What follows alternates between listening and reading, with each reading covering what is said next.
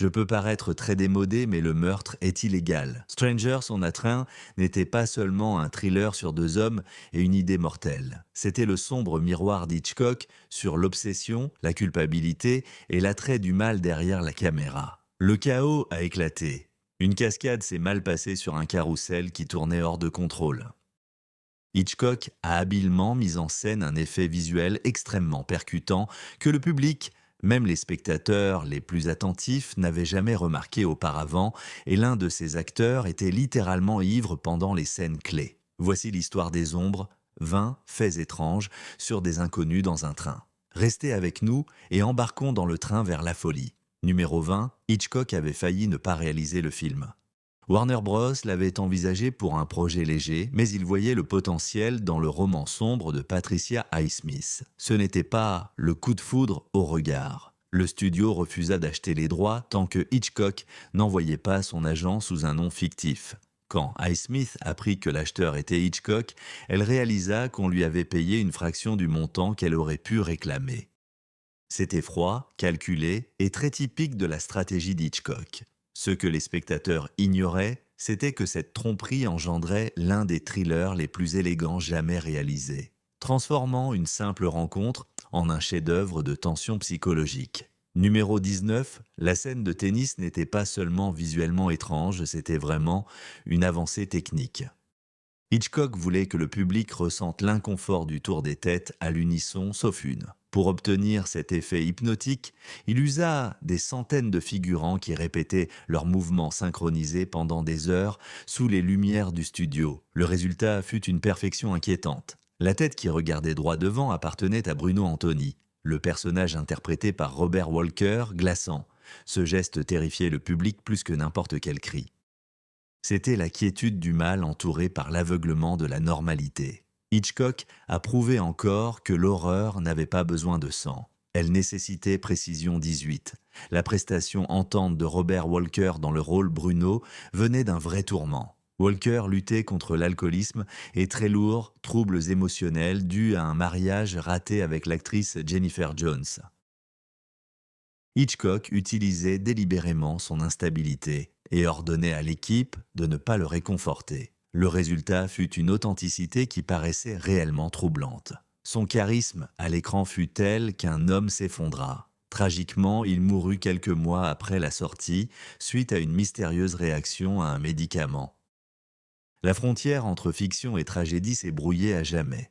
Son interprétation est l'une des meilleures du cinéma, parce que ce n'était pas tout à fait du jeu. Le numéro 17, Farley Granger, qui incarnait Haynes, le joueur de tennis innocent, a eu du mal avec le contrôle d'Hitchcock. Le réalisateur exigea des dizaines de prises pour des gestes simples, comme allumer une cigarette. À un moment, Granger sortit du plateau épuisé. Hitchcock n'a pas crié du tout. Il attendit sans bruit jusqu'au retour de Granger. C'était là vraiment son pouvoir. Domination psychologique masquée par le calme, l'autorité. Plus tard, Granger dit que Hitchcock traitait les acteurs comme des pièces sur un échiquier, sans pitié. L'ironie était que ce détachement froid créait certains de ses films les plus émotionnellement intenses. Strangers on a Train ne parlait pas seulement de meurtre. En effet, il s'agissait de manipulation à l'écran et hors écran. Numéro 16, la cascade la plus dangereuse du film a failli tuer un homme pendant la scène finale du carrousel. Hitchcock insista pour utiliser une vraie attraction de foire, tournant à une vitesse mortelle. Un opérateur de caméra s'est glissé sous la plateforme en mouvement pour obtenir une prise en contre-plongée lorsque le mécanisme a défaillé. Le carrousel a tourné hors de contrôle, projetant des figurants sur le plateau. Un policier a risqué sa vie en se glissant sous l'attraction afin de l'éteindre. Personne n'est si mort, mais Hitchcock a gardé les rushs parce que le chaos paraissait parfait. Il a qualifié cela de coïncidence divine. La scène est devenue l'une des plus terrifiantes de sa carrière, parce que c'était réel. Numéro 15, Hitchcock n'avait pas confiance en la chance. Alors il a storyboardé chaque plan d'inconnu dans un train. Ces notes étaient si détaillées que le chef opérateur Burks les jugeait comme des plans pour une machine. Mais cette précision avait un coût. Hitchcock refusait l'improvisation. Même le mouvement de fumée de cigarette était prévu. Il voulait que les ombres agissent ça comme des personnages. Ce n'était pas de la spontanéité, c'était l'architecture. Chaque cadre cliquait comme un engrenage d'horloge, comptant jusqu'au meurtre. Cette obsession rendait vraiment le film étrangement mécanique. Pourtant, le visionnage était hypnotique. On dirait que le destin resserre son emprise. Et c'était exactement ce que Hitchcock avait prévu. Numéro 14, les scènes de carnaval reflétaient des reflets pas seulement artistiques. Ils constituaient le message secret d'Hitchcock. Il utilisait des miroirs et des surimpressions pour symboliser la dualité, le tueur et l'innocent échangeant leurs identités. Les techniciens devaient incliner le verre pour ne pas laisser apparaître la caméra. Tout mouvement aurait ruiné l'illusion. Hitchcock a griffé la pellicule pour obtenir des reflets.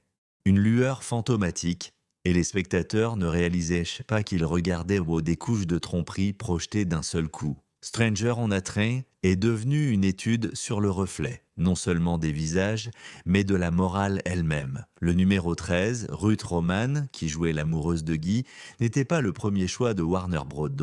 Les responsables du studio voulaient un nom plus célèbre, mais Hitchcock insista sur sa subtilité. Pourtant, il rendait sa vie difficile. Il refusait d'expliquer les motivations de son personnage et donnait souvent des indications cryptiques, comme si l'on paraissait simplement avoir peur de rien. Elle demanda un jour pourquoi, et Hitchcock répondit que la peur de rien est ce qui lui est le plus difficile à jouer. Cette méthode étrange et froide a créé une performance qui correspondait parfaitement au thème du film, celui de la terreur invisible qui s'infiltre lorsque la logique disparaît. Plus tard, Roman a admis qu'elle n'avait jamais compris son rôle jusqu'à voir le montage final. Bien. Numéro 12, la musique était aussi vitale que le dialogue. Le musicien Dimitri Temkin discutait parfois sans cesse avec Hitchcock sur les tonalités. Hitchcock voulait le silence lors des moments clés du meurtre. Temkin croyait à un score puissant et dramatique. Leur lutte devint si vive que Hitchcock retira la moitié du travail de Temkin sans avertissement. La tension porta ses fruits et, malgré tout, le mélange final musique-silence créa un suspense insoutenable bien. Le public n'était pas guidé par la mélodie. Ils étaient déjà piégés par l'absence. Quand le carrousel s'effondre, la musique n'explose pas, elle s'effondre. Ce contraste, par ailleurs, devint une marque caractéristique des futurs thrillers d'Hitchcock, démontrant que le silence pouvait crier plus fort que le bruit. Numéro 11 également. L'image la plus inquiétante du film, l'étranglement reflété dans une paire de lunettes tombées, a presque jamais eu lieu. Hitchcock l'inventa après avoir vu un assistant laisser tomber accidentellement ses lunettes pendant la répétition générale. Il réalisa que le reflet pourrait filmer le meurtre sans montrer l'acte. C'était un coup de maître pour contourner la censure. Puisque le code interdisait la violence explicite, les techniciens utilisèrent d'immenses lentilles pour l'effet à la caméra, sans trucage, précision et patience. Le résultat fut l'une des prises les plus mémorables du cinéma. Un meurtre vu à travers le verre et la culpabilité. Numéro 10. La scène de meurtre au parc d'attractions était si intense que Hitchcock employa des astuces psychologiques sur le tournage pour la rendre vraie. L'actrice Casey Rogers, qui jouait Myriam, était bien terrifiée d'être étranglée. Hitchcock ne la réconfortait pas. Il renforçait la peur. Il rapprochait la caméra à chaque prise et murmurait des instructions sur la main du tueur à Robert Walker. Elle ne savait pas à quoi s'attendre. Quand la scène commença, sa panique était réelle. Des membres dirent de plus tard qu'elle avait failli s'évanouir, une fois la caméra arrêtée. Hitchcock le qualifia de réalisme parfait. Il ne voulait pas que les acteurs jouaient la peur, il voulait qu'ils la vivent. Cette philosophie devint une partie de sa légende. L'idée que l'horreur n'était pas seulement filmée, elle était vécue, et c'est ce qui rend des inconnus dans un train si réel, même 70 ans plus tard. Numéro 9, la fille d'Hitchcock. Patricia apparaît dans le film, mais sa présence a provoqué un drame inattendu. Elle joue Barbara Morton, la jeune femme curieuse qui devient fascinée par l'histoire de Bruno. Hitchcock l'a poussée sans relâche, exigeant la perfection. Plus tard, ses co-acteurs se souvinrent qu'il était même plus dur avec elle que quiconque d'autre. Il la fit refaire des scènes, longtemps après qu'elles furent jugées correctes, et il critiqua ses expressions devant l'équipe. Certains disent que c'était un amour exigeant. D'autres parlent de cruauté. Patricia a ensuite avoué que travailler avec son père était comme vivre sous un microscope, et le résultat hantait son calme. Sa présence inquiétante, miroir de la curiosité du public face au mal. En quelque sorte, elle est devenue la conscience du film, le seul personnage qui voyait vraiment le monstre caché sous le charme. Le huitième, derrière les visuels soignés, révélait une vraie tension entre Hitchcock et les exécutifs de Warner Bros. Le studio exigeait une fin conventionnelle avec le héros rétablissant publiquement son innocence. Hitchcock détestait ça. Il voulait l'ambiguïté, un train qui disparaît dans la nuit, laissant le public en suspens. Mais le studio l'obligea à imposer une fin nette. Furieux, il glissa secrètement de l'ironie dans les derniers plans. Les visages souriants paraissent forcés. Le creux du rire, c'est la rébellion d'Hitchcock, calme, capturé à jamais sur celluloïd. Ce qui ressemble à une fermeture n'est qu'une moquerie. Strangers on a Train ne finit pas par la justice. Il se termine par l'inconfort déguisé en soulagement. Cette touche subversive fait du film une critique de la morale cachée sous le vernis des finales hollywoodiennes. Numéro 7, la garde-robe de Robert Walker brouille la frontière entre raison et élégance. Le costumier Ranier a choisi des costumes clairs et des cravates à motifs ludiques, plutôt que des tenues sombres de vilain. Cela faisait paraître Bruno Antony charmant, accessible et élégant. Hitchcock savait que le mal paraissait plus dangereux lorsqu'il souriait. L'apparence de Walker a créé un nouveau type de méchant au cinéma, raffiné en surface mais pourri à l'intérieur. Même sa démarche était chorégraphiée pour paraître vraiment trop lisse. Des membres de l'équipe ont dit que Walker s'exerçait à cette glissade sur le sol. Chaque mouvement faisait partie de l'illusion d'Hitchcock. La folie pouvait porter un visage poli. Cette ironie visuelle inspira d'innombrables thrillers, de Norman Bates à Hannibal Lecter, tous descendants de Bruno et sa menace immaculée.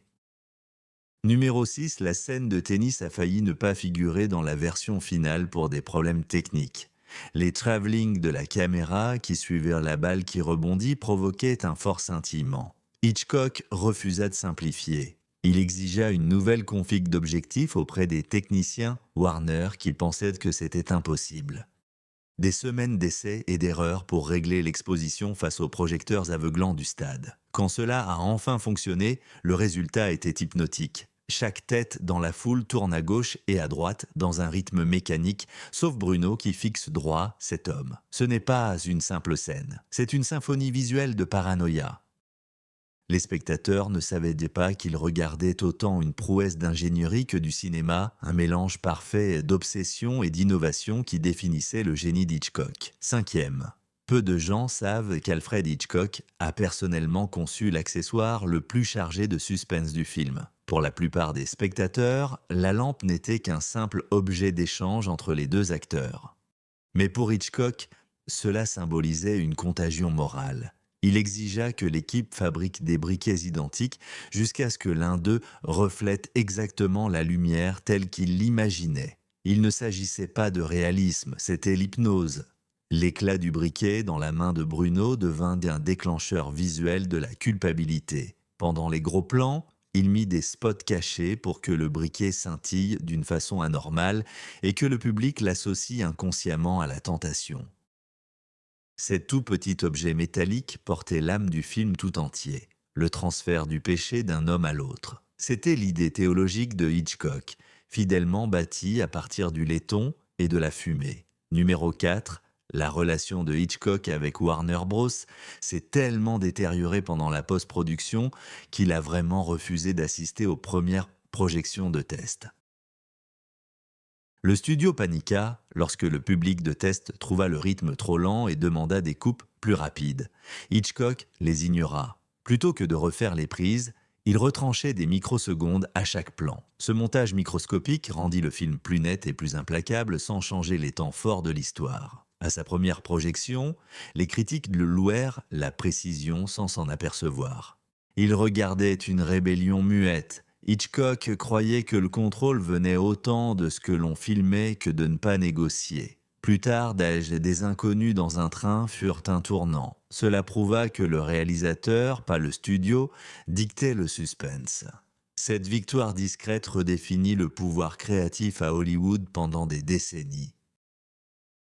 Numéro 3. Derrière le sourire glaçant et ténébreux de Bruno Antony. Voici l'une des idées les plus étranges du cinéma, vraiment. Hitchcock a modelé Bruno sur un tueur de l'élite des années 30 nommé Léopold Loeb, dont le charme masquait la brutalité. Il a demandé à Robert Walker d'étudier les photographies de Loeb et non ses crimes, pour saisir la contradiction entre l'élégance et le mal. Même le dialogue laisse pressentir l'ennui aristocratique qui tourne à la violence. Bruno ne tue ni pour l'argent ni par vengeance. Il tue par amusement. Ce réalisme psychologique a effrayé le public d'après-guerre, habitué à des méchants nets. Hitchcock montra que le monstre pouvait porter des gants de soie et dîner avec vous à table, ancré dans le réel. En réalité, il rendait le mal plus humain, et donc bien plus terrifiant. Deuxièmement, le langage visuel du film a inspiré d'innombrables imitateurs, mais peu réalisent vraiment son caractère expérimental. Hitchcock tourna de nombreuses scènes sous des angles peu naturels, sous les escaliers, à travers des grilles, derrière les rambardes, pour faire croire au public qu'il espionne une corruption privée. Le résultat était intime et claustrophobe. Le directeur de la photographie Robert Burks a utilisé des objectifs profonds pour piéger les personnages dans leurs environnements. Même les foules semblaient vraiment oppressantes. Ce n'était pas seulement une histoire de meurtre, c'était une étude du confinement, prison de sa conscience. Chaque réflexion, ombre et rambarde ont été placées délibérément pour donner l'impression d'une cage. Voir le film aujourd'hui ne montre pas seulement un thriller. Vous ressentez la surveillance elle-même qui presse contre votre peau. D'abord, le combat final sur le carrousel n'était pas joué. C'était du chaos. Hitchcock voulait une défaillance mécanique réelle et il en a presque eu pour son argent. La grande attraction était motorisée par un moteur assez puissant pour écraser l'acier. Quand cela s'est détaché brusquement, la force centrifuge a transformé le plateau en piège mortel. Des figurants criaient, des techniciens se jetaient à couvert, et la caméra tournait sans coupure. Hitchcock cria, continuez à filmer, le mouvement furieux des chevaux tourne et devient fou. Pendant que les personnages luttent pour le contrôle, ce n'était pas une mise en scène, c'était la survie. Aucun autre réalisateur n'oserait risquer un tel niveau de danger pour l'authenticité. La scène devint la métaphore parfaite du monde d'Hitchcock, où le contrôle et le chaos entrent toujours en collision, fait supplémentaire dans une tournure d'ironie. Alfred Hitchcock lui-même fut hanté par des étrangers dans un train. Après la sortie du film, il reçut des lettres de fans proposant d'échanger des meurtres. Tout comme dans le film, certains rédigèrent des propositions, d'autres envoyèrent des noms. Hitchcock garda les lettres dans un tiroir privé, plaisantant que la vie imitait l'art, mais en vérité, cela le troublait vraiment. Le film avait trop bien marché. Cela avait prouvé sa théorie. La suggestion pouvait être plus puissante que la violence, et l'idée du mal pouvait se répandre comme un murmure dans l'air. Le film étranger dans un train demeure l'une des expressions pures de la tension cinématographique. Ce n'était pas qu'un thriller sur la rencontre fortuite de deux hommes, c'était une étude du pouvoir de la tentation et le destin. Le cadre portait la touche méticuleuse d'Hitchcock. Chaque silence résonnait d'une menace. Même maintenant, ces ombres se meuvent longtemps après le départ du train.